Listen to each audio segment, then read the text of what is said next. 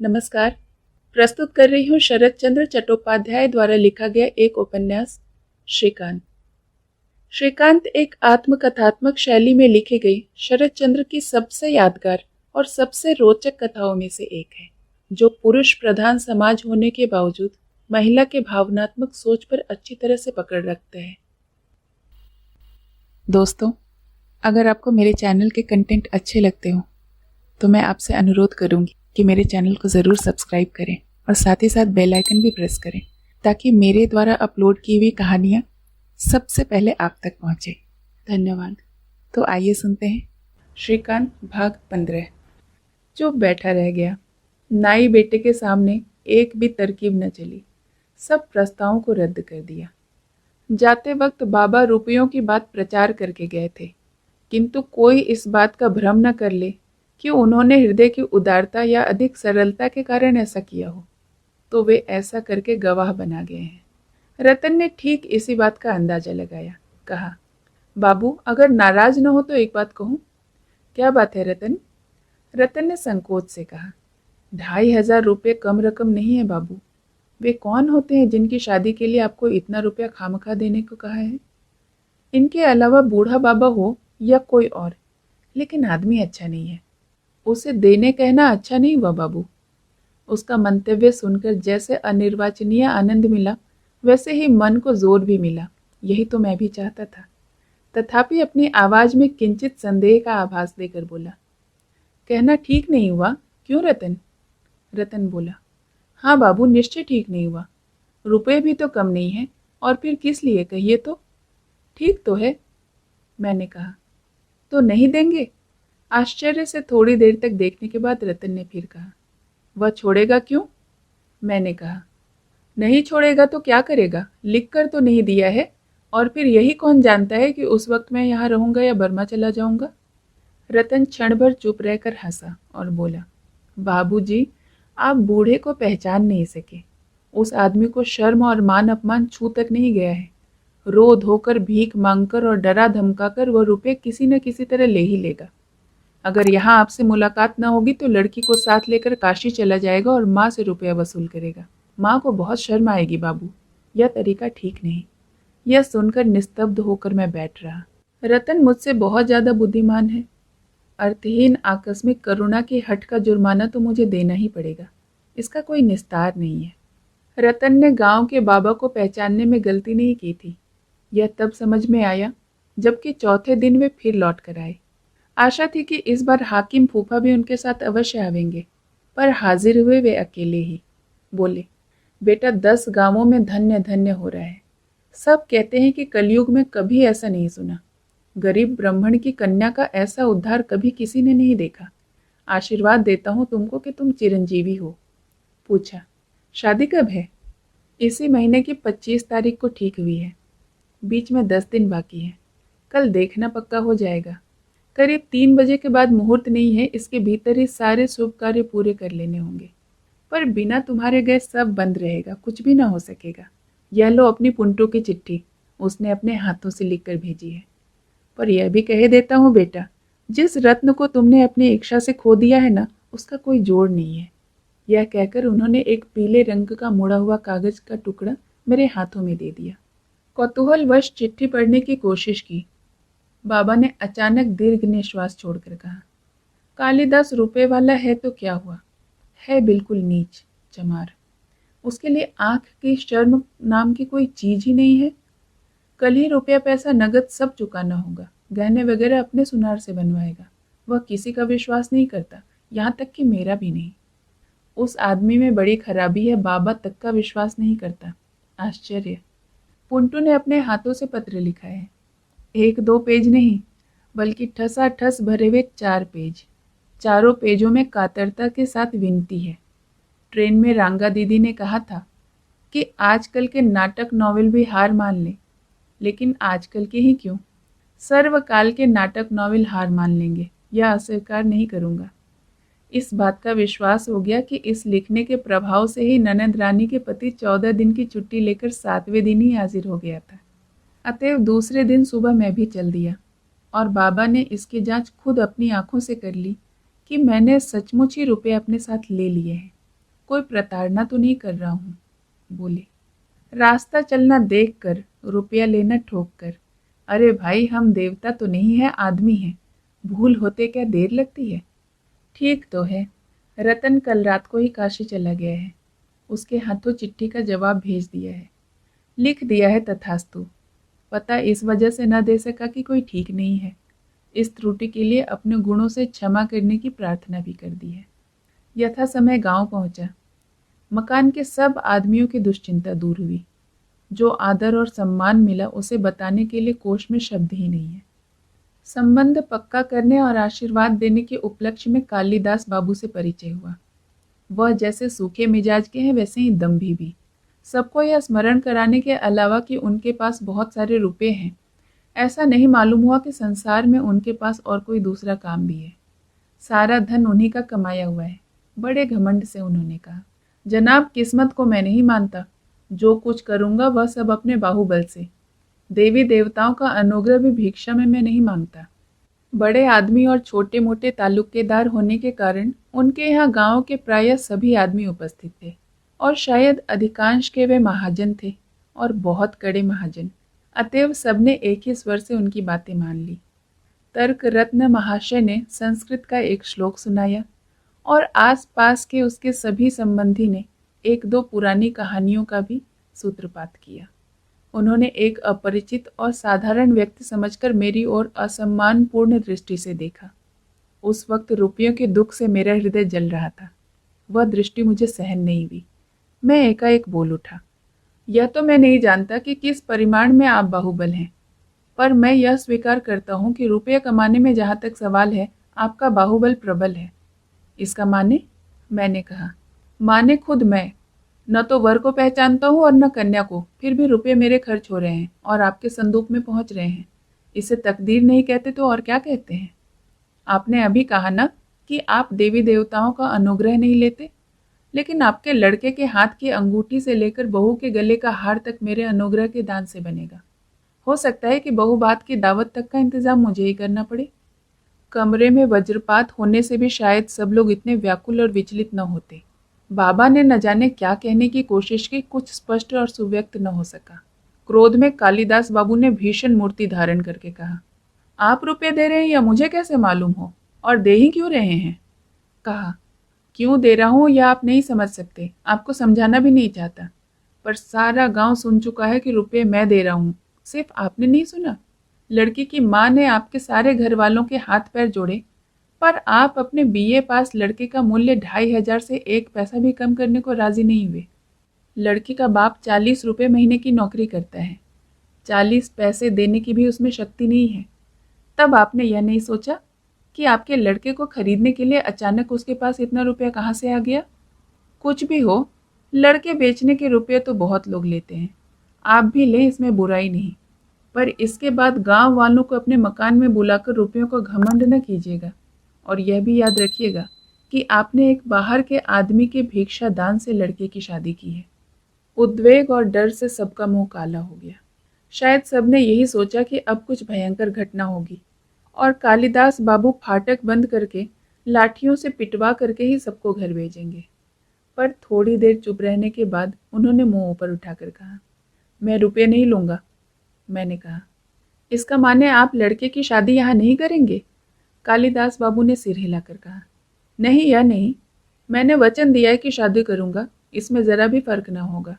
कालिदास मुखर्जी कही हुई बात के खिलाफ काम नहीं करता। आपका नाम क्या है? बाबा ने व्यग्र कंठ से मेरा परिचय दिया। कालिदास बाबू ने पहचान कर कहा, ओह ठीक है, इनके बाप के साथ एक बार मेरा बहुत ज़बरदस्त फौजदारी मामला चला था।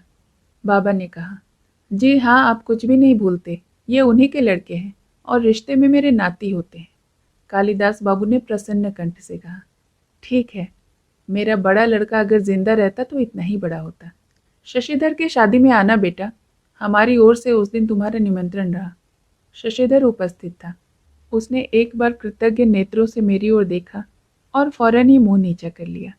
मैंने उठकर प्रणाम किया, कहा, चाहे जहाँ भी रहूं, लेकिन कम से कम बहू भात के दिन आकर नववधू के हाथ का अन्न खा जाऊंगा। पर मैंने बहुत सी अप्रिय बातें कही हैं, आप मुझे क्षमा करेंगे? कालिदास बाबू बोले, यह सच है कि अप्रिय बातें कही हैं, पर मैंने क्षमा भी कर दिया है। अभी जाने का काम नहीं है श्रीकांत। शुभ कार्य के उपलक्ष्य में मैंने थोड़ा सा खाने का आयोजन भी किया है। तुम्हें खाना खाकर जाना होगा। जैसा कहेंगे वही होगा, कहकर मैं बैठ गया। उस दिन पात्र को आशीर्वाद देने से लेकर उपस्थित अभ्यागतों के खाने पीने तक के सारे काम निर्विघ्न सुसंपन्न हो गए। इस अध्याय के प्रारंभ में सदुपदेशक के बारे में जिस नियम का उल्लेख किया था, उसके व्यक्ति कर्म का एक उदाहरण पुंटू का विवाह है। संसार में सिर्फ यही एक उदाहरण अपनी आंखों से देखा है। कारण अपरिचित अभागी लड़की के बाप का कान ऐंठते हैं जहाँ रुपए वसूल होते हों, वहाँ वैष्णव बनकर हाथ जोड़ने पर बाघ के ग्रास से निस्तार नहीं मिलता। निष्ठुर, निर्दय इत्यादि गाली गलौज करके समाज और तकदीर को धिक्कारने पर किंचित क्षोभ मिट सकता है, पर प्रतिकार नहीं होता, क्योंकि दूल्हे के बाप के हाथ में प्रतिकार नहीं है, वह तो लड़की के बाप के हाथों में ही है। गौहर की खोज में आने पर नवीन से मुलाकात हुई। वह मुझे देखकर खुश हुआ, लेकिन उसका मिजाज बहुत रूखा था। बोला, जाकर वैष्णवियों के आश्रम में देखिए, कल से तो घर नहीं आए हैं। यह क्या माजरा है नवीन? यह वैष्णवी कहाँ से आ गई? एक वैष्णवी नहीं, पूरा का पूरा दल आ जुटा है। वे कहाँ रहती हैं? यही मुरारीपुर के अखाड़े में, कहकर नवीन ने एक निश्वास छोड़ा और फिर कहा, हाय बाबू, अब न तो वे राम हैं और न अयोध्या। बूढ़े मथुरा दास बाबा जी के मरते ही उनकी जगह एक छोकरा वैरागी आ गया है। उसके कोई 4 सेवादासी हैं। द्वारिका दास वैरागी से हमारे बाबू की बड़ी मित्रता है, वहीं तो प्राय रहते हैं। चकित होकर पूछा, पर तुम्हारे बाबू तो मुसलमान हैं, वैष्णव वैरागी को अपने आश्रम में उन्हें कैसे रहने देंगे? नवीन ने नाराज होकर कहा, इन सब बाउल सन्यासियों को क्या धर्म का ज्ञान है। ये जाति जन्म कुछ भी नहीं मानते। जो भी उन्हें मिलता है वे उसे अपने दल में खींच लेते हैं, सोच विचार कुछ नहीं करते। पूछा, पर उस बार जब मैं तुम्हारे यहाँ 6-7 दिन था, तब तो गौहर ने उनके बारे में कुछ नहीं कहा। नवीन बोला, कहते तो कमल लता के गुण अवगुण जाहिर नहीं हो जाते। सिर्फ उन कई दिनों ही बाबू अखाड़े के पास नहीं गए, पर जैसे ही आप गए वैसे ही कॉपी और कलम लिए बाबू अखाड़े अखाड़े में जा धमके। प्रश्न करने पर मालूम हुआ कि द्वारिका बाउल गाना गाने और दोहे बनाने में सिद्धहस्त है। गौहर इस प्रलोभन में फंस गया।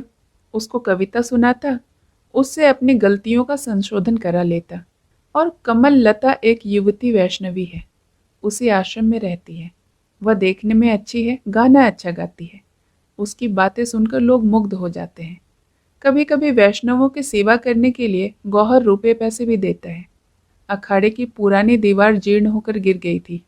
गौहर ने अपने खर्चे से उसकी मरम्मत करा दी है। यह काम उसने उस संप्रदाय के लोगों के अगोचर चुपचाप ही कर दिया है।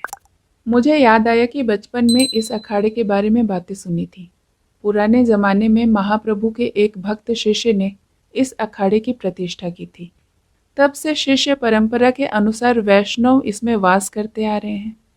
अत्यंत कौतूहल पैदा हुआ। बोला, नवीन, एक बार मुझे अखाड़ा दिखा सकोगे?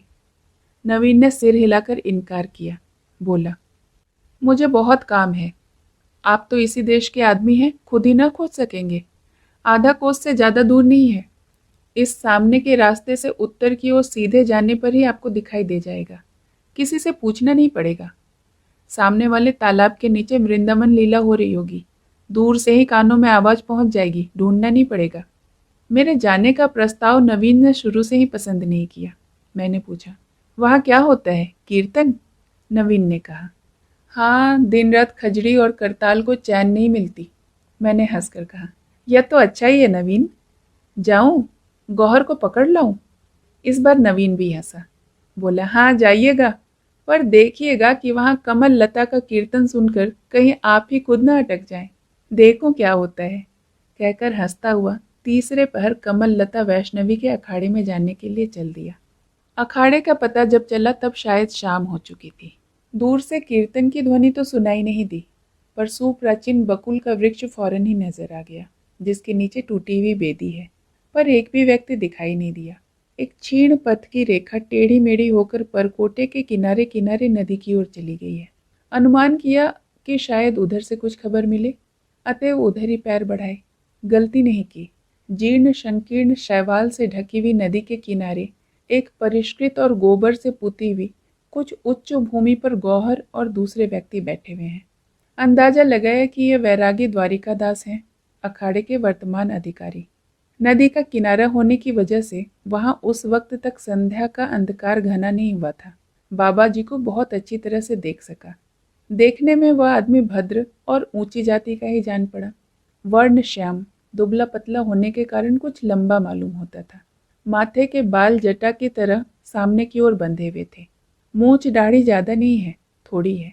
आंखों में और मुंह पर एक स्वाभाविक हंसी का भाव है। उम्र का ठीक अंदाजा नहीं लगा सका, तो भी 35-36 से ज्यादा नहीं जान पड़ी। दोनों में से किसी ने भी मेरे आगमन और उपस्थिति पर लक्ष्य नहीं किया। दोनों ही नदी के उस पार पश्चिम दिगंत में आंखें गड़ाए स्तब्ध बने रहे।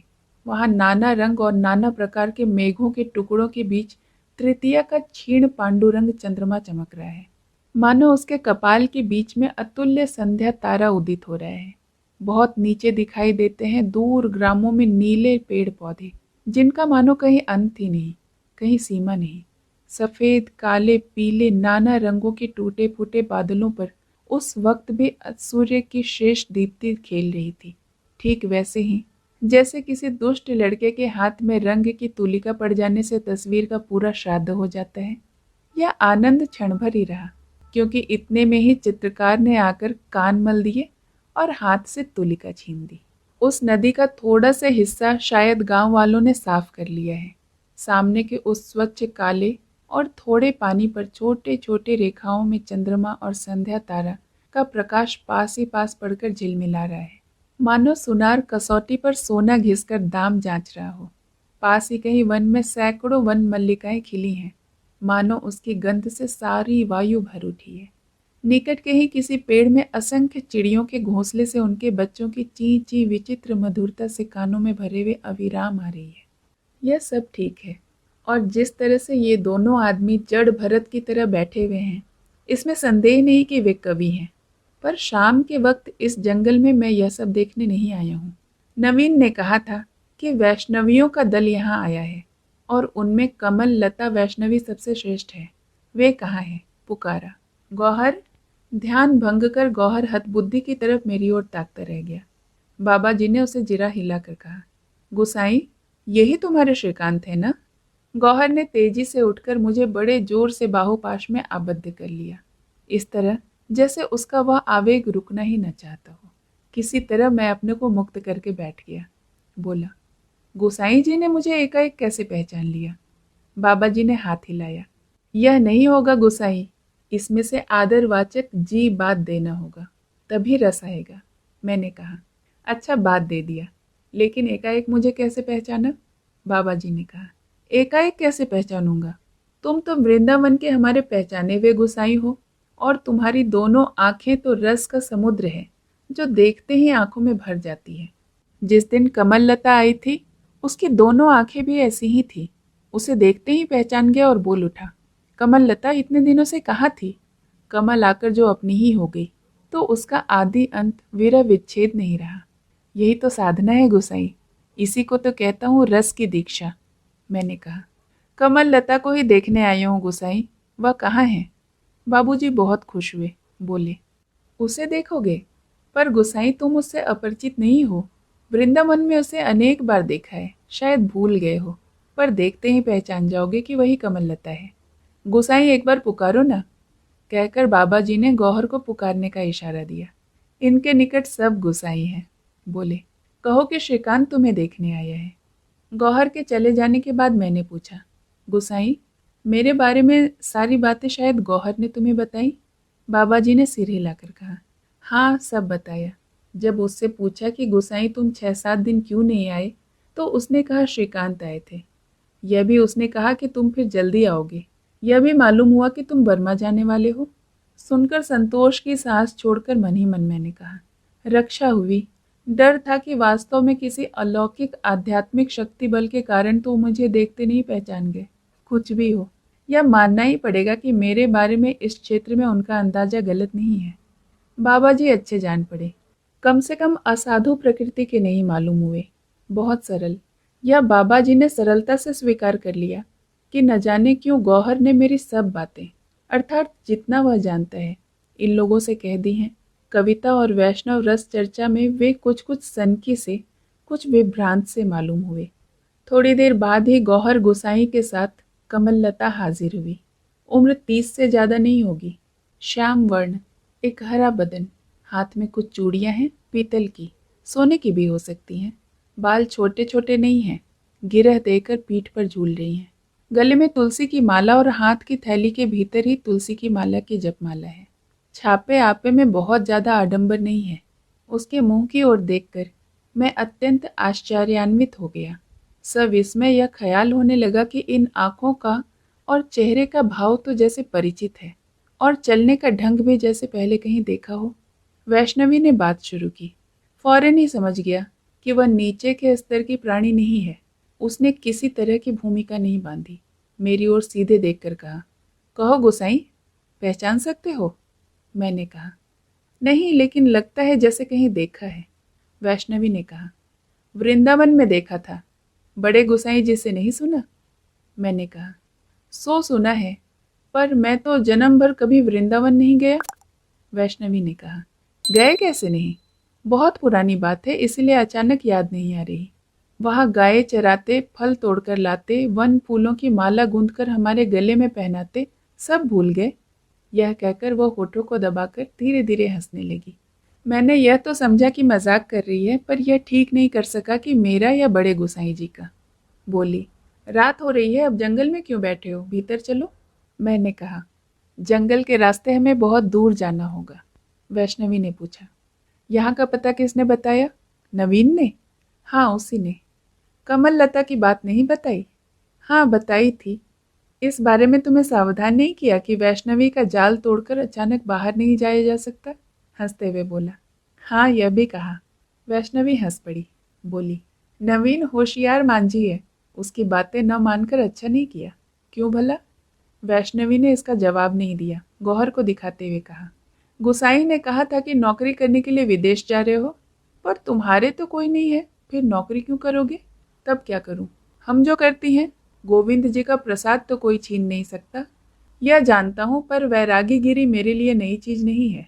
वैष्णवी ने हंसकर कहा, समझती हूँ, शायद प्रकृति सहन नहीं करती। नहीं, ज्यादा सहन नहीं करती।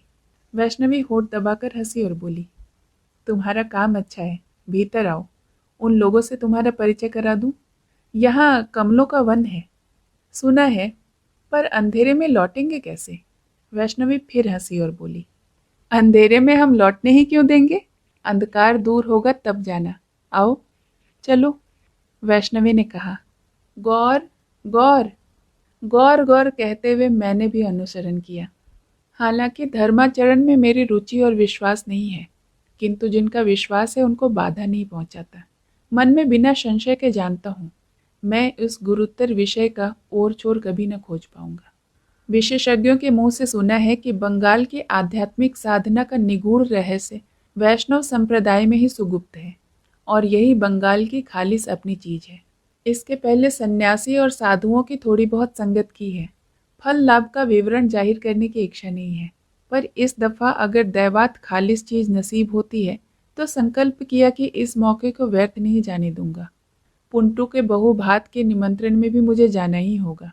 कम से कम कलकत्ते के निसंग मेस के बदले ये कई दिन अगर इस वैष्णवी अखाड़े के आसपास कहीं काटने पड़े तो और चाहे जो हो, जीवन के संचय में विशेष नुकसान न होगा। अंदर आकर देखा कि कमल लता का कहना झूठ नहीं है। वहाँ वाकई कमलों का ही वन है, पर दलित विदलित। मत हाथियों से साक्षात्कार तो नहीं हुआ, पर उनके बहुत से पद चिन्ह विद्यमान थे। नाना उम्र और तरह तरह के चेहरों की वैष्णवियां नाना कामों में लगी हुई थी। कोई लड्डू बना रही है, कोई मैदा गूंद रही है, कोई फल मूल तराश रही है। यह सब ठाकुर जी के रात की भोग की तैयारियां हो रही हैं। एक अपेक्षाकृत छोटी उम्र की वैष्णवी ध्यानमग्न हो फूलों की माला गूंद रही है, और एक उसी के निकट बैठी हुई नाना रंग के छपे हुए छोटे छोटे कपड़ों के टुकड़े सावधानी से कुंचित करके ढंग से रख रही है। संभवतः श्री गोविंद जी कल स्नान के बाद उन्हें पहनेंगे। कोई भी खाली नहीं है। उनका काम में आग्रह और एकाग्रता देखकर आश्चर्य होता है। सबने मेरी ओर ताका, पर निमेष मात्र के लिए। कुतूहल का अवसर नहीं है। सबके होठ हिल रहे हैं। शायद मन ही मन जाप हो रहा हो। इधर समय खत्म हो गया है। एक एक करके दिए जलने शुरू हो गए हैं। कमल लता ने कहा, चलो भगवान को नमस्कार कराएं। किंतु अच्छा यह तो बताओ कि तुम्हें क्या कहकर पुकारूं? नए गोसाई कहकर पुकारूं तो कैसा? मैंने कहा, क्यों नहीं पुकारती? तुम्हारे यहाँ जब गौहर तक गौहर गोसाई हो गया, तब तो मैं कम से कम ब्राह्मण का लड़का हूँ। पर मेरे अपने नाम में क्या बुराई है? उसी के साथ गोसाई जोड़ दो ना। कमल लता ने होठ दबाकर हंसते हुए कहा, यह नहीं होगा ठाकुर, वह नाम मैं नहीं ले सकती, अपराध होता है। आओ आता हूँ, पर अपराध किसका? किसका? यह सुनकर तुम क्या करोगे? तुम तो खूब हो। जो वैष्णवी माला गूंद रही थी वह हंस पड़ी और उसने मुंह नीचा कर लिया। ठाकुर जी के कमरे में काले पत्थर और पीतल की राधा की युगल मूर्तियां हैं। एक नहीं बहुत सी। यहाँ भी 5-6 वैष्णवियां काम में लगी हुई हैं। आरती का वक्त हो रहा है, सांस लेने की किसी को फुर्सत नहीं। भक्ति पूर्वक यथारीति प्रणाम करके मैं बाहर आ गया। ठाकुर जी के कमरे के अलावे और सब कमरे मिट्टी के हैं, पर संभाल सफाई की सीमा नहीं है। बिना आसन के कहीं भी बैठते संकोच नहीं होता। तथापि कमल लता ने सामने के बरामदे में एक और आसन बिछा दिया। कहा, बैठो, तुम्हारे रहने का कमरा जरा ठीक कराऊं। आज क्या मुझे यहीं रहना पड़ेगा? क्यों, डर क्या है? मेरे रहते तुम्हें तकलीफ नहीं होगी। मैंने कहा, तकलीफ के लिए नहीं कहता, पर गौहर जो नाराज होगा। वैष्णवी ने कहा, यह भार मेरे ऊपर है। मेरे रखने पर तुम्हारा मित्र जरा भी नाराज न होगा। कहकर वह हंसती हुई चली गई। मैं अकेला बैठा हुआ अनन्य वैष्णवियों का काम देखने लगा। सचमुच ही उनके पास नष्ट करने को जरा भी वक्त नहीं है। मेरी ओर किसी ने घूमकर भी नहीं देखा। करीब 10 मिनट के बाद जब कमल लता लौट कर आई, तब काम खत्म कर सब उठ गई थी। पूछा, तुम इस मठ की अधिकारिणी हो क्या? कमल लता ने जीभ काट कर कहा, हम सब गोविंद जी की दासी हैं, कोई छोटा बड़ा नहीं। एक एक पर एक एक का भार है। मेरे ऊपर प्रभु ने यह भार दिया है। कहकर उसने मंदिर के उद्देश्य से हाथ जोड़कर सिर लगा लिया और कहा, अब कभी ऐसी बात जबान पर मत लाना। मैंने कहा, ऐसा ही होगा। अच्छा, बड़े गोसाई और गौहर गोसाई क्यों नहीं दिखाई दे रहे? वैष्णवी ने कहा, वे भी आते ही होंगे, नदी में स्नान करने गए हैं। इतनी रात को और नदी में? वैष्णवी ने कहा, हाँ गौहर भी, हाँ गौहर गोसाई भी। पर मुझे भी क्यों नहीं स्नान करवाया? वैष्णवी ने हंसकर कहा, हम किसी को स्नान नहीं कराते, वे अपने आप ही करते हैं। भगवान की दया होने पर एक दिन तुम भी ऐसा करोगे, और उस दिन मना करने पर भी नहीं मानोगे। मैंने कहा, गौहर भाग्यवान है, पर मेरे पास तो रुपया नहीं है, मैं गरीब आदमी हूँ। इस कारण शायद मेरे प्रति परमात्मा की दया न हो। वैष्णवी शायद इशारा समझ गई और नाराज होकर कुछ कहने ही वाली थी, पर कहा नहीं। फिर बोली, गौहर गोसाई कुछ भी हो, पर तुम भी गरीब नहीं हो। जो आदमी ढेर रुपया देकर दूसरे की लड़की का उद्धार करता है, भगवान उसे गरीब नहीं मानते। तुम्हारे ऊपर भी दया होना आश्चर्य बात नहीं है। मैंने कहा, तब तो वह डर की बात है। तो भी किस्मत में जो लिखा होगा वह टाला नहीं जा सकता। पर पूछता हूँ कि कन्या के उद्धार की खबर तुम्हें कहाँ से मिली? वैष्णवी ने कहा, हमें 4 जगह से भीख मांगनी पड़ती है, इसीलिए हमें खबरें मिल जाती है। पर यह खबर शायद अभी तक नहीं मिली कि मुझे रुपये देकर लड़की का उद्धार नहीं करना पड़ा। वैष्णवी कुछ विस्मित हुई बोली, नहीं यह खबर तो नहीं मिली, पर क्या हुआ, शादी टूट गई? शादी नहीं टूटी, लेकिन कालीदास बाबू टूट गए, खुद दूल्हे के बाप ही। लड़के को बेचकर दूसरे की भिक्षा से दान में मिले हुए दहेज को हाथ पसार कर लेने में उन्हें शर्म आई। इससे मैं बच गया। कहकर मैंने सारा मामला संक्षेप में बता दिया। वैष्णवी ने सविस्मय कहा, कहते क्या हो जी, यह तो बिल्कुल अनहोनी बात हुई। ईश्वर की दया। सिर्फ गौहर गोसाई ही क्या अंधेरे में गंदी नदी के पानी में गोते लगाएगा? संसार में और कहीं कुछ अनहोनी बात नहीं होगी? उनकी लीला फिर किस तरह जाहिर होगी, बोलो? कहकर जैसे ही मैंने वैष्णवी की मुंह की तरफ देखा, वैसे ही समझ गया कि यह ठीक नहीं हुआ, सीमा लांघ गया हूँ। वैष्णवी ने किंतु कुछ प्रतिवाद नहीं किया। मंदिर की ओर हाथ उठाकर उसने सिर्फ निशब्द नमस्कार कर लिया, मानो अपना अपराध क्षमा मांगने की भिक्षा मांग रही हो। एक वैष्णवी एक बड़े थाल में मैदा की पूरियां लिए हुए सामने से ठाकुर जी के कमरे की ओर निकल गई। उसे देखकर कहा, आज तुम्हारे यहाँ समारोह है, शायद कोई खास त्योहार है? नहीं, वैष्णवी ने कहा, नहीं, आज कोई खास त्यौहार तो नहीं है। यह हमारे यहाँ रोज का हिस्सा है। ठाकुर जी की दया से कभी कमी नहीं होती। खुशी की बात है, पर आयोजन शायद रात को ही ज्यादा होता है। वैष्णवी बोली।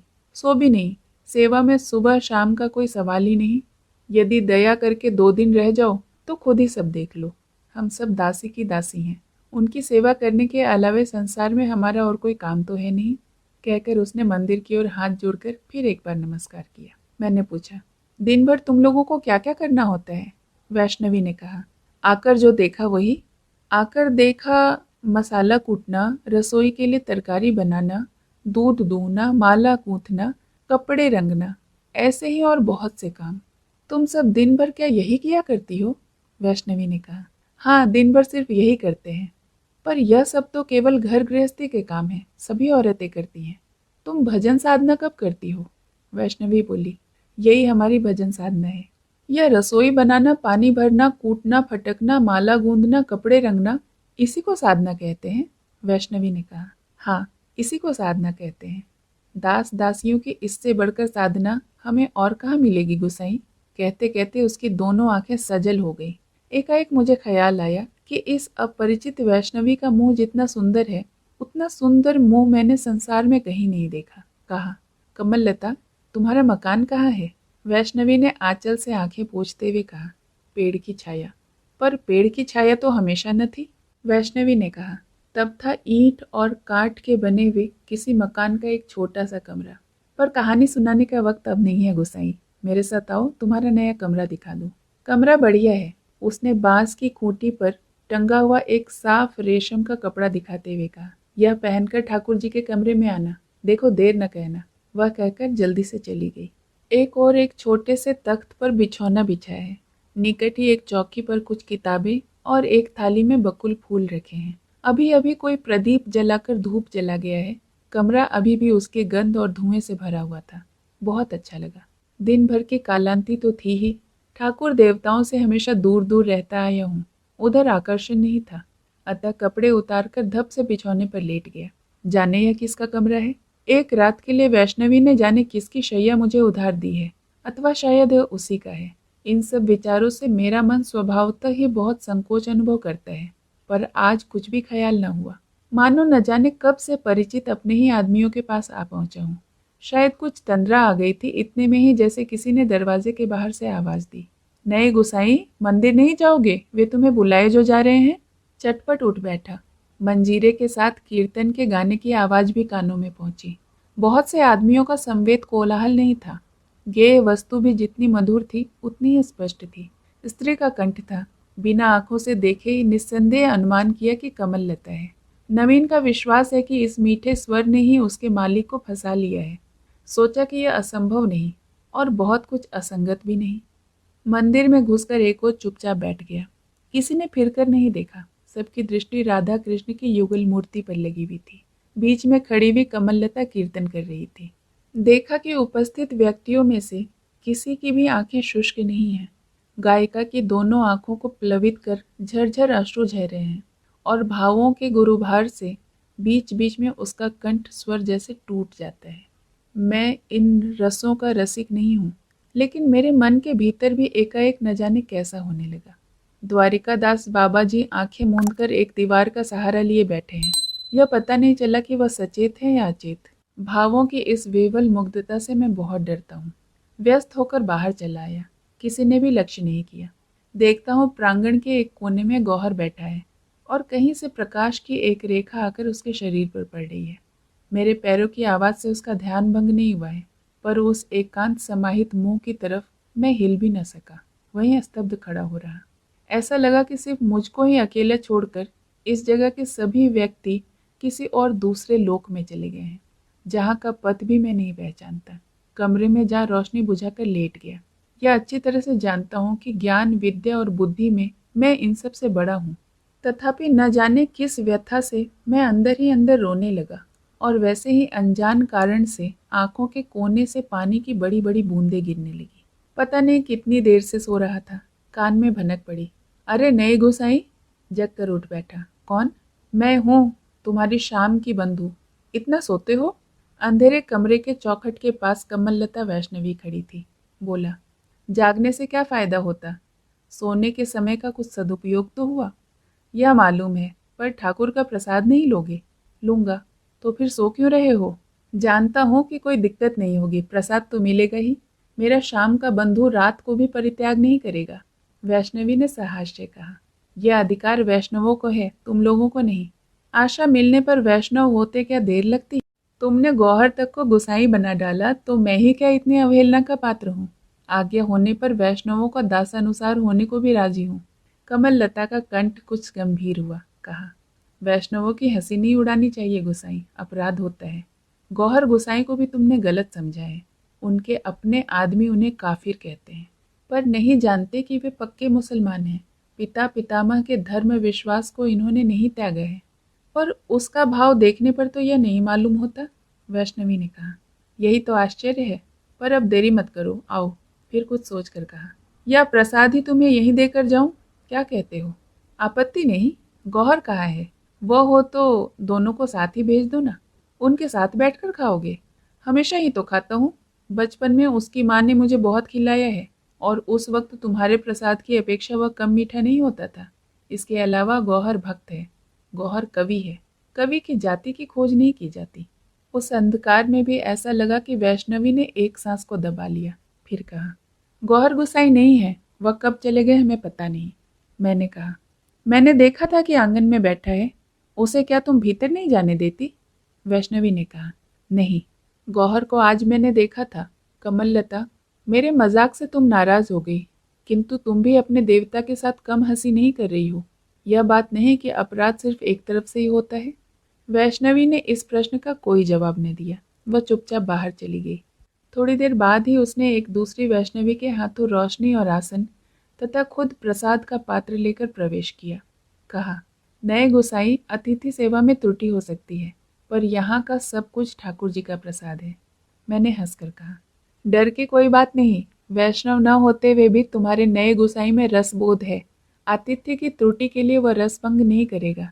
जो है रख दो, लौट कर देखोगे कि प्रसाद का एक कण भी बाकी नहीं है। ठाकुर जी का प्रसाद ऐसे ही तो खाया जाता है। यह कहकर और सिर नीचा करके कमल लता ने सारी खाद्य सामग्री एक एक कर सिलसिलेवार सजा दी। दूसरे दिन बहुत सवेरे ही नींद टूट गई। भारी नगाड़े की आवाज के साथ मंगल आरती शुरू हो गई है। प्रभाती के सुर में कीर्तन का पद कान में पड़ा। इसके बाद दिन भर ठाकुर जी की सेवा होती रही। पूजा पाठ, कीर्तन, नहलाना, खिलाना, पिलाना, बदन पोंछना, चंदन लगाना, माला पहनाना, इसमें जरा भी विराम और विच्छेद नहीं। सब व्यस्त हैं, सब नियुक्त हैं। ऐसा लग रहा है कि पत्थर के देवता ही यह अष्टव्यापी अनंत सेवा सह सकते हैं। और कोई होता तो ऐसे जबरदस्त उपद्रव के मारे कभी भी क्षीण होकर नष्ट हो जाता। कल वैष्णवी से पूछा था कि तुम भजन करती हो? उसने जवाब में कहा था, यही तो साधना है और भजन है। सर इसमें प्रश्न किया, यह रसोई बनाना, फूल चुनना, माला गूंथना, दूध ओंटना, क्या इसी को साधना कहती हो? उसने उसी वक्त सिर हिलाकर जवाब देते हुए कहा था, हाँ, हम इसी को साधना कहती हैं। हमारी और कोई भजन साधना नहीं है। आज पूरे दिन यह हाल देखकर समझ गया कि उसकी बात का एक एक अक्षर सत्य है। कहीं भी अतिरंजन या अतियुक्ति नहीं है। दोपहर को जरा मौका पाकर बोला, मैं जानता हूँ कमल लता कि तुम और सब जैसी नहीं हो। सच तो कहो, भगवान की प्रतीक यह पत्थर की मूर्ति। वैष्णवी ने हाथ उठाकर मुझे रोक दिया और कहा, प्रतीक क्या जी, वे तो साक्षात भगवान हैं। ऐसी बातें कभी जबान पर न लाना गोसाई जी। मेरी बातों से जैसे उसे बहुत शर्म आई। न जाने क्यों मैं भी एक तरह से झेंप गया। फिर आहिस्ता आहिस्ता बोला, मैं तो नहीं जानता, इसलिए पूछा था कि क्या वाकई तुम यह सब सोचती हो कि इस पत्थर की मूर्ति में ही भगवान की शक्ति और चेतना और उसका। मेरे यह बात पूरी भी न हो सकी कि वह बोल उठी, सोचने जाए ही क्यों जी, यह तो हमारे लिए प्रत्यक्ष है। तुम लोग संस्कारों के मोह नहीं तोड़ सकते हो, इसीलिए यह सोचते हो कि रक्त मांस के शरीर को छोड़कर और कहीं चैतन्य करने के लिए जगह नहीं है। पर यह क्यों?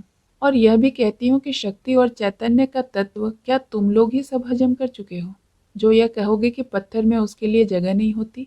होती है जी, होती है। भगवान को कहीं भी रुकने में रुकावट नहीं। नहीं तो बताओ उन्हें भगवान कहते ही क्यों? तर्क की दृष्टि से ये बातें स्पष्ट भी नहीं है और पूर्ण भी नहीं है। पर यह और तो कुछ नहीं, यह तो उसका जीवंत विश्वास है। वैष्णव ने कहा, क्यों गोसाई, बात क्यों नहीं करते? मैंने कहा, सोच रहा हूँ। क्या सोच रहे हो?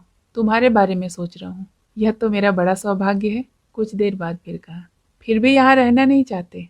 न जाने किस बर्मा देश में नौकरी करने जाना चाहते हो। नौकरी क्यों करोगे? मैंने कहा, मेरे पास मठ की जमीन जायदाद तो है नहीं, अंधभक्तों का दल भी नहीं है, खाऊंगा क्या? भगवान देंगे, मैंने कहा। अत्यंत दुराशा है, पर ऐसा तो नहीं लगता कि तुम सब भी भगवान का भरोसा करती हो। नहीं तो भिक्षा के लिए क्यों जाती? वैष्णवी ने कहा, जाती हूँ इसीलिए कि देने के लिए वे हाथ बढ़ाए दरवाजे दरवाजे खड़े हैं। नहीं तो हमारी गरज नहीं। अगर नहीं होती तो नहीं जाती, बिना खाए ही सूख सूख कर मर जाती तो भी नहीं जाती। कमल लता, तुम्हारा देश कहाँ है? कल ही तो कहा था गुसाई, मेरा घर पेड़ के नीचे है, मेरा देश गली गली में है। तो पेड़ के नीचे और गली गली में न रहकर मठ में किस लिए रहती हो? बहुत दिनों तक गली गली में घूमी थी गुसाई। अगर और कोई संगी मिल जाए तो फिर एक बार गली को संबल बना लूं। मैंने कहा, इस बात पर तो विश्वास नहीं होता। तुम्हें संगी साथी की क्या कमी है कमललता? जिससे कहोगे वही राजी हो जाएगा। वैष्णवी ने हंसते हुए कहा, तुम ही से कहती हो नए गोसाई, राजी होगे? मैं भी हंसा, कहा, हाँ राजी होऊंगा। नाबालिग उम्र में जो यात्रा के दल से नहीं डरा, बालिग अवस्था में उसे वैष्णवी का डर है। यात्रा के दल में भी रहे थे? हाँ, तब तो गाना भी गा सकते हो। नहीं, मालिक ने इतनी दूर आगे बढ़ने नहीं दिया। इसके पहले ही जवाब दे दिया। यह नहीं कहा जा सकता कि तुम मालिक होती तो क्या करती। वैष्णवी हंसने लगी, बोली, मैं भी जवाब दे। इसे छोड़ो, अब हम में से एक के जाने पर भी काम चल जाएगा। इस देश में चाहे जैसे भी हो, भगवान का नाम लेने पर भिक्षा का अभाव नहीं होता। चलो न गोसाई, निकल पड़े। कह रहे थे वृंदावन का धाम कभी नहीं देखा, चलो तुम्हें दिखाऊं।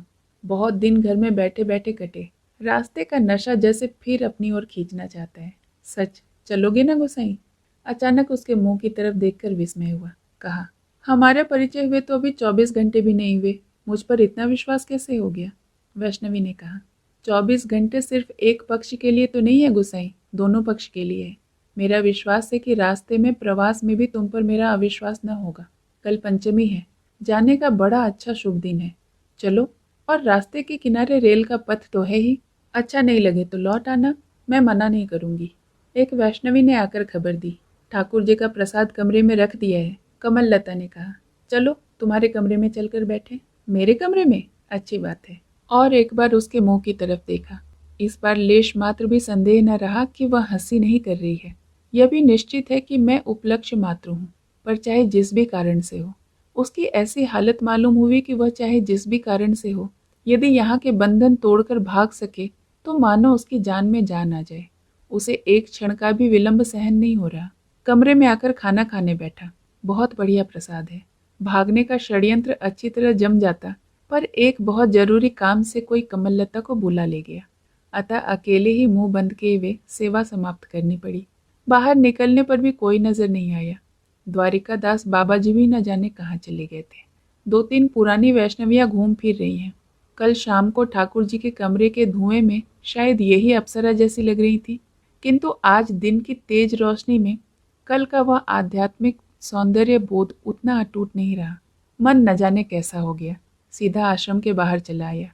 बहुत दिनों के अनभ्यास के कारण शरीर सनसनाने लगा। कहीं दूसरी जगह जाने की सोच ही रहा था कि एक आदमी जो कहीं छिपा बैठा था अब उठा और नजदीक आकर खड़ा हो गया। पहले तो आश्चर्य हुआ कि इस जगह भी आदमी हो सकता है। उसकी उम्र मेरे ही बराबर होगी, कोई 10 वर्ष ज्यादा होना भी असंभव नहीं। ठिगना, दुबला पतला, शरीर का रंग बहुत ज्यादा काला, पर मुंह के नीचे का हिस्सा जैसे बहुत ही छोटा है। आंखों की दोनों भवें भी वैसी ही अस्वाभाविक रूप से विस्तीर्ण है। वस्तुतः इतनी घनी और बड़ी और मोटी भवें भी मनुष्य की होती है, यह ज्ञान मुझे शायद पहले न था।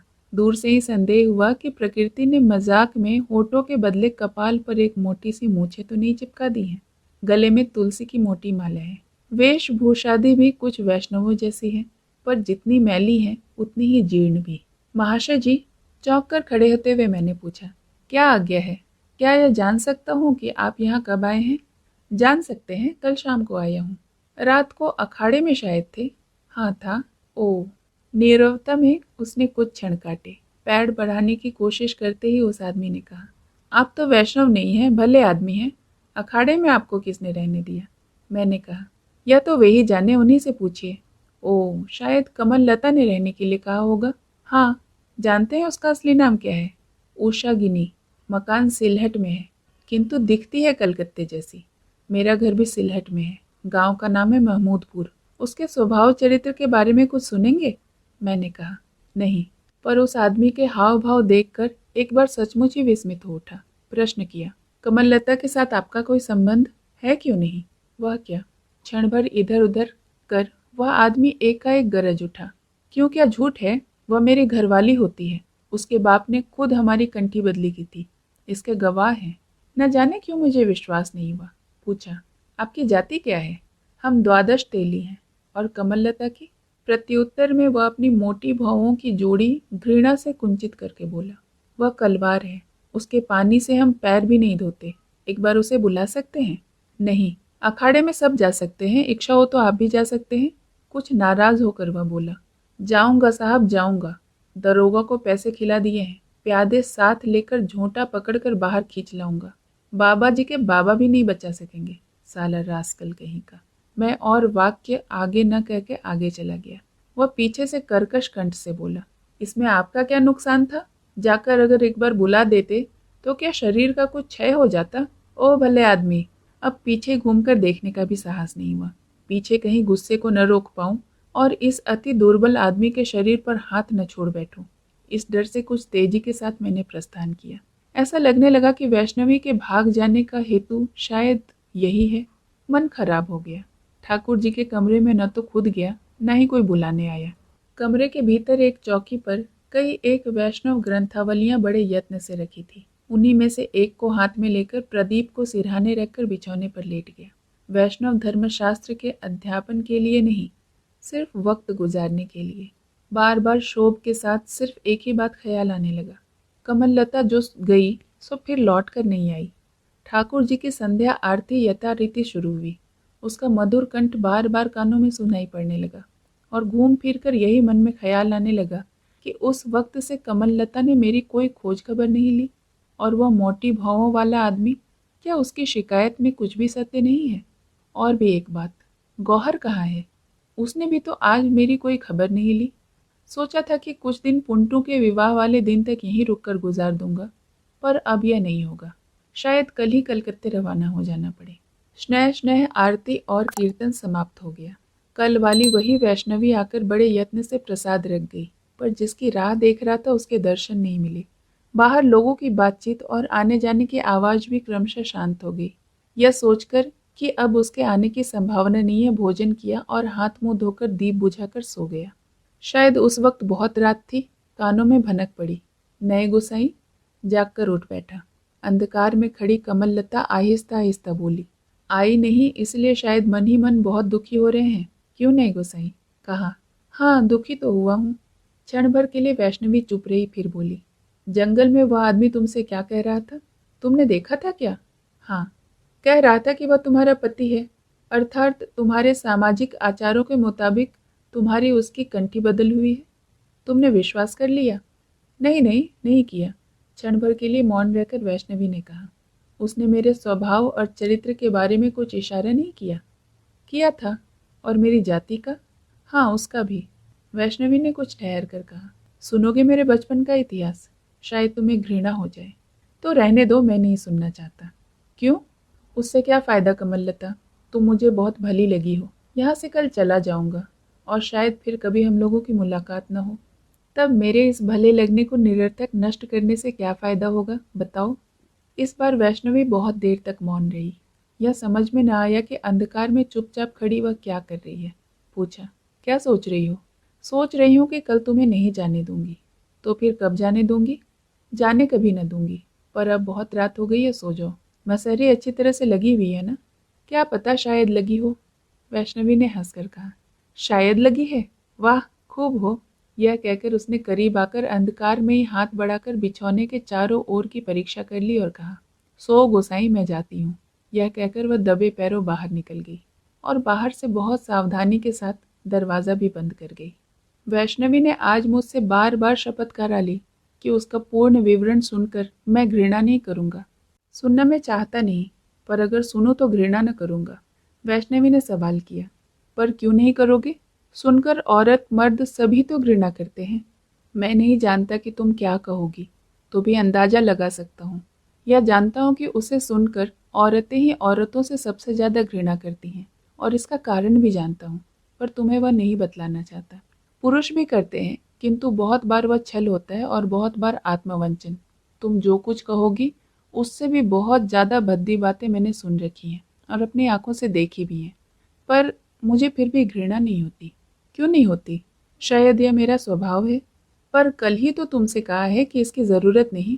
सुनने के लिए मैं जरा भी उत्सुक नहीं हूँ। इसके अलावे कौन कहाँ है, यह सब कहानी मुझसे नहीं कही तो क्या हर्ज।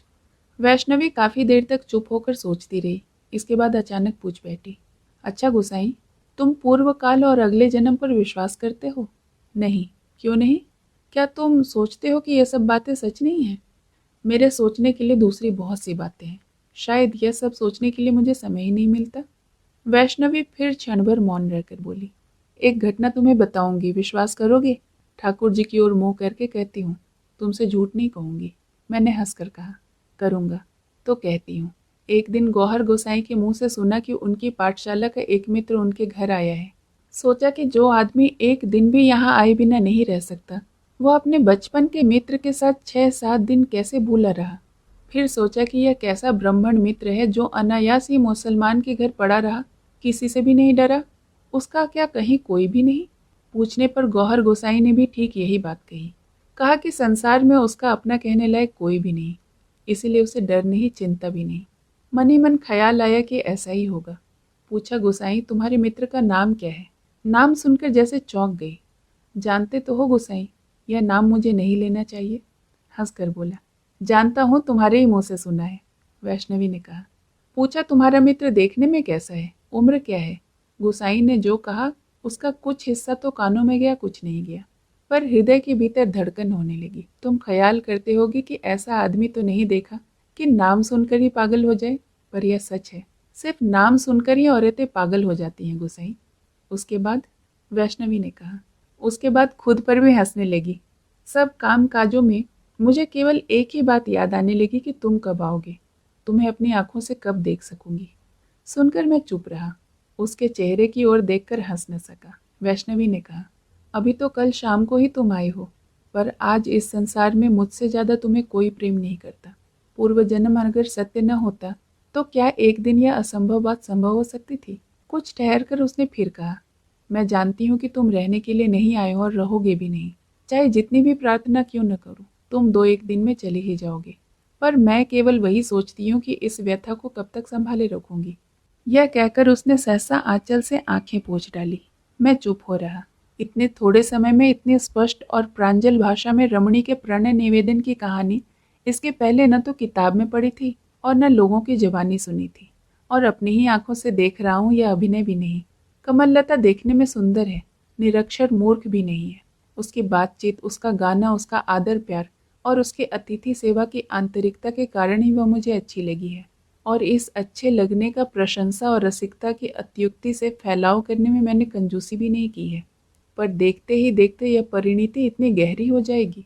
वैष्णवी के आवेदन से, अश्रुमोचन से और माधुर्य के आत्म प्रकाश से सारा मन ऐसे रिक्तता से परिपूर्ण हो जाएगा। यह क्या क्षण भर पहले मैं जानता था? मैं मानो हतबुद्धि सा हो गया।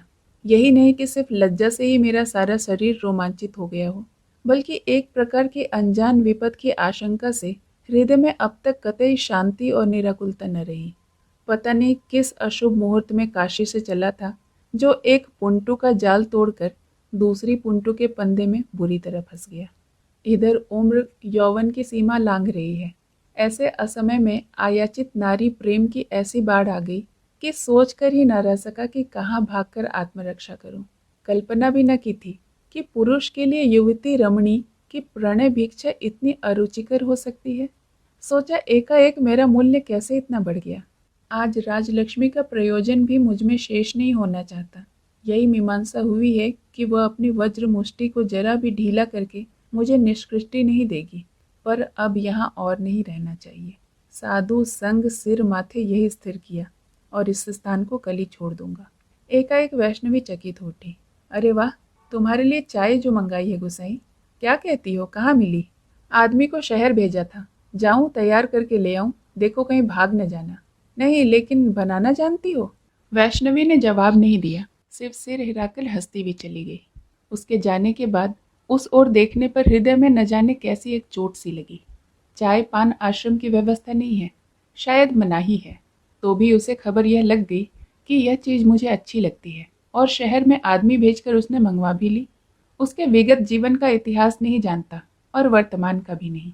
केवल आभास मिला है कि वह अच्छा नहीं है, वह निंदा के योग्य है, सुनने पर लोगों को घृणा होती है। तथापि वह उस कहानी को मुझसे छिपाना नहीं चाहती है, सुनाने के लिए बार बार जिद कर रही है। सिर्फ मैं ही सुनने को राजी नहीं हूँ। मुझे कुतूहल नहीं, क्योंकि प्रयोजन नहीं, प्रयोजन उसी का है। अकेले बैठे हुए इस प्रयोजन के संबंध में सोचते हुए स्पष्टतः देखा कि मुझे बताए बगैर उसके हृदय की ग्लानि नहीं मिटेगी। मन में वह किसी तरह से बल नहीं पा रही है। सुना है मेरा श्रीकांत नाम कमल लता उच्चारण नहीं कर सकती। हमारे नाम की इस दैवी एकता ने ही शायद इस विपत्ति की सृष्टि की है, और उसने तब से ही कल्पना में गत जन्म के स्वप्न सागर में डुबकी लगाकर संसार की सब यथार्थताओं को तिलांजलि दे दी है। तो भी ऐसा लगता है कि इसमें विस्मय की कोई बात नहीं। रस की आराधना में आकंठ मग्न रहते हुए भी उसकी एकांत नारी प्रकृति आज भी शायद रस का तत्व नहीं पा सकी है। वह असहाय, अपरितृप्त प्रवृत्ति इस नीरव चिन्ह भाव विलास के उपकरणों को संग्रह करने में शायद आज क्लांत है, दुविधा से पीड़ित है। उसकी बातें सुनकर समझ सकता हूँ कि मेरे नाम श्रीकांत को ही पाथेय बनाकर आज वह अपनी नाव छोड़ देना चाहती है। वैष्णवी चाय ले आई। सब नई व्यवस्था है, पीकर बहुत आनंद मिला। मनुष्य का मन कितनी आसानी से परिवर्तित हो जाता है। अब मानो उसके खिलाफ कोई शिकायत ही नहीं। पूछा, कमल लता, तुम क्या कलवार हो? कमल लता ने हंसकर कहा, नहीं, सुनार बनिया, पर तुम्हारे निकट कोई प्रभेद नहीं, दोनों एक ही है। कम से कम मेरे निकट तो एक ही है। दोनों ही क्यों, बल्कि सबके एक हो जाने पर भी मुझे कोई नुकसान नहीं। वैष्णवी ने कहा, ऐसा ही तो लगता है। तुमने तो गौहर की माँ के हाथ का भी खाना खाया है। उन्हें तुम नहीं जानती। गौहर बाप की तरह का नहीं है, उसे अपनी माँ का स्वभाव मिला है। इतना शांत, अपने को भूला हुआ, ऐसा अच्छा मनुष्य देखा है कभी? उसकी माँ ऐसी ही थी। एक बार बचपन में गौहर के पिता के साथ उनके झगड़े की बात मुझे याद है। उन्होंने किसी को छिपाकर बहुत से रुपए दिए थे, इसी वजह से झगड़ा हुआ था। गौहर के पिता बदमिजाज आदमी थे। हम तो डर के मारे भाग गए थे। कुछ घंटे बाद धीरे धीरे आकर देखा कि गौहर की माँ चुपचाप बैठी है। गौहर के पिता के बारे में पूछने पर पहले तो उन्होंने कोई जवाब न दिया, पर हमारे मुंह की ओर ताकते हुए वे एक बार खिलखिलाकर हंस पड़ी। आंखों से पानी की कुछ बूंदें नीचे गिरी। यही उनकी आदत थी। वैष्णवी ने प्रश्न किया, इसमें हंसने की कौन सी बात हुई? हमने भी तो यही सोचा, पर जब हंसी रुक गई तो वे धोती से आंखें पोंछकर बोली, मैं भी कैसे मूर्ख हूँ। वे तो मजे से पेट भरकर खुर्राटे ले रहे हैं, और मैं बिना खाए उपवास कर गुस्से में जल भून रही हूँ। बताओ, इसकी क्या जरूरत है? और इस कहने के साथ ही उनका सारा अभिमान, सारा क्रोध धूल पूछकर साफ हो गया। यह भुक्तभोगी के अलावा और कोई नहीं जान सकता कि औरतों का यह कितना बड़ा गुण है। वैष्णवी ने प्रश्न किया, तुम क्या भुक्तभोगी हो गुसाई? मैं कुछ सिकपिटा गया। यह नहीं सोचा था कि उसको छोड़कर यह प्रश्न मेरे ही सिर आ पड़ेगा। कहा, सब क्या खुद ही भोगना पड़ता है कमल लता? दूसरों को देख करके भी तो सीखा जाता है। इस मोटी भवों वाले आदमी के निकट क्या तुमने कुछ नहीं सीखा? वैष्णवी ने कहा, पर वह तो मेरे लिए पराया नहीं है। और कोई प्रश्न अब मेरे मुंह से नहीं निकला। बिल्कुल निस्तब्ध हो गया। वैष्णवी खुद भी कुछ देर चुप रही, फिर हाथ जोड़कर बोली, तुमसे विनती करती हूँ गोसाई, एक बार मेरी बातें सुन लो। अच्छी बात है, कहो। पर जब कहने चली तो देखा कि कहना उतना आसान नहीं है। मेरी तरह मुंह नीचा किए हुए उसे भी काफ़ी देर तक चुपचाप रहकर सोचना पड़ा, पर उसने हार नहीं मानी। अंतर्द्वंद में विजयी होकर जब उसने एक बार मुंह ऊपर उठाकर देखा तो मुझे भी ऐसा लगा कि उसके स्वाभाविक चेहरे पर मानो एक खास चमक आ गई है। बोली, अहंकार मरकर भी नहीं मरता गुसाई। हमारे बड़े गुसाई कहते हैं कि यह मानो फूस की आग है जो बुझकर भी नहीं बुझती, पर इसीलिए इसे फूंक देकर बढ़ा तो नहीं सकती। फिर तो मेरा इस पथ पर आना ही मिथ्या हो जाएगा। सुनो, किंतु औरत हूं ना, इसलिए शायद सब बातें खोलकर न भी कह सकूं। मेरे संकोच की सीमा न रही। अंतिम बार विनती करके कहा, औरतों के पैर फिसलने के विवरणों में मुझे दिलचस्पी नहीं है, उत्सुकता भी नहीं है, और उन्हें सुनना भी मुझे कभी अच्छा नहीं लगा कमल लता। मुझे नहीं मालूम कि तुम्हारी वैष्णव साधना में अहंकार के नाश के लिए कौन से मार्ग का निर्देश महाजनों ने किया है, पर अपने गुप्त पापों को अनावृत करने की विनय अगर तुम्हारे प्रायश्चित का विधान हो, तो तुम्हें अनेक व्यक्ति मिल जाएंगे जिन्हें ऐसी सब कहानियां सुनना बहुत रुचिकर लगता है। मुझे माफ़ करो कमललता, इसके अलावा मैं शायद कल ही चला जाऊंगा। शायद फिर कभी इस जीवन में हम लोगों की मुलाकात भी न होगी। वैष्णवी ने कहा, तुमसे तो पहले ही कहा है गुसाई, प्रयोजन तुम्हारा नहीं मेरा है। पर यह क्या, तुम सच कह रहे हो कि कल के बाद हमारी मुलाकात नहीं होगी? नहीं, ऐसा कभी नहीं हो सकता। मेरा मन कहता है कि मुलाकात फिर होगी। मैं यही आशा लेकर रहूंगी। पर क्या वास्तव में मेरे बारे में कुछ भी जानने की इच्छा नहीं है तुम्हारी? हमेशा क्या सिर्फ एक अनुमान और संदेह को ही लेकर रहोगे? मैंने प्रश्न किया। आज वन में जिस आदमी से मेरी मुलाकात हुई, जिसे तुम आश्रम में घुसने नहीं देती, जिसके उपद्रव से तुम भाग जाना चाहती हो, क्या वह वास्तव में तुम्हारा कोई नहीं होता? बिल्कुल पराया है। किसके डर से भाग रही हो यह तो तुम समझ गए ना गुसाई? हाँ, ऐसा ही तो लगता है। पर वह कौन है? वह कौन है? वह मेरे इहलोक और परलोक की नरक यंत्रणा है। इसीलिए तो निरंतर रोकर भगवान से कहती हूँ, प्रभु मैं तुम्हारी दासी हूँ। मनुष्य के प्रति इतनी जबरदस्त घृणा मेरे मन से निकाल दो, जिससे मैं फिर से आसानी से सांस लेकर जी सकूं। नहीं तो मेरी सारी साधना व्यर्थ हो जाएगी। उसकी आंखों से जैसे आत्मग्लानि फूट पड़ी। मैं चुप हो रहा। वैष्णवी ने कहा, फिर भी एक दिन उससे ज्यादा अपना मेरे लिए कोई नहीं था। संसार में इतना प्यार किसी से नहीं किया होगा। उसका कथन सुनकर मेरे विस्मय की सीमा नहीं रही, और इस सुरूपा रमणी की तुलना में उस प्रेम के पात्र की कुत्सित और भद्दी शक्ल को स्मरण करके मेरा मन बहुत ही संकुचित हो गया। बुद्धिमती वैष्णवी ने मेरा मुंह देखकर ही ताड़ लिया। कहा, गुसाई, यह तो सिर्फ उसका बाहर का परिचय है, उसके भीतर का परिचय सुनो। कहो। वैष्णवी ने कहना शुरू किया। शेष कहानी अगले भाग में। सुनने के लिए बहुत बहुत धन्यवाद।